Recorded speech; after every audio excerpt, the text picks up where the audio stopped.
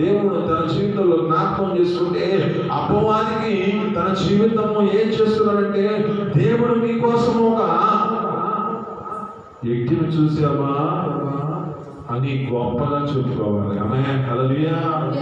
నా యొక్క వ్యక్తిని నువ్వు చూసావా, అతడు ఎంత యథార్థవంతుడుగా ఉన్నాడు, అతడు ఎంతగా న్యాయాన్ని అనుసరిస్తున్నాడో, ఎంతగా నా మాట ప్రకారం తన జీవితంలో జీవిస్తున్నాడో అని దేవుడు గొప్పగా చెప్పుకోవాలి. ఆమేన్, హల్లెలూయా. అక్కడ యొక్క సాతానుతో చెబుతున్నాడు, అపవాదితో చెబుతున్నాడు, నా యొక్క భక్తులను చూసావా, అయ్యా నేను చూసాను. ఒకసారి నువ్వు చుట్టూ కంచేసావుగా, ఒకసారి ఆ కంచె తీయగా. ఆమేన్, హల్లెలూయా. ఎన్ని తీశాడు.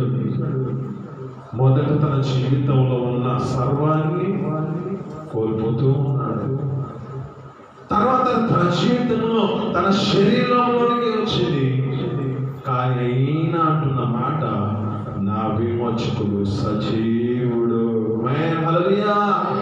ఆయనను ఆశ్రయించిన వాడు ఎవడును సిగ్గుపరచబడడు. ఆయనను అనుసరించిన వాడు ఎవడు తన జీవితంలో ఏ మాత్రము కలత చెందడు. ఆమేన్, హల్లెలూయా. బైబిల్లో చదువుతున్న మాట ఏమిటంటే, కీర్తనకారుడైన 35వ అధ్యాయం అనుకుంటా, అక్కడ జ్ఞాపకం చేసుకుంటే అంటాడు, అక్కడ నీతిమంతులు భిక్షం ఎత్తుకొనుట నేను చూడలేదంటున్నాడు. నీతిని అనుసరించేవాడు, యథార్థముగా తన జీవితాన్ని గడిపిన వాడు భిక్షం ఎత్తుకొనుట నేను చూడలేదు. ఆమేన్, హల్లెలూయా. అంత గొప్పగా నేను చేస్తే నువ్వేం చేస్తున్నావు? ఆజ్ఞను మర్చిపోతున్నావు, అనుసరిస్తున్నావు, వేరే వాటిని అనుసరిస్తున్నావు.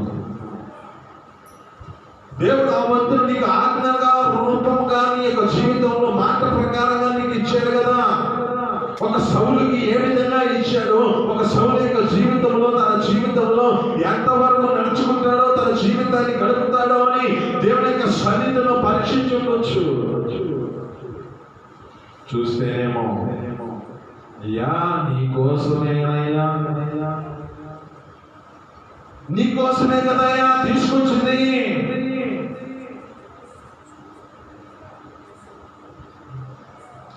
అక్కడ శపితమైనది, శపించబడినది ఏదైనా నువ్వు తీసుకొస్తే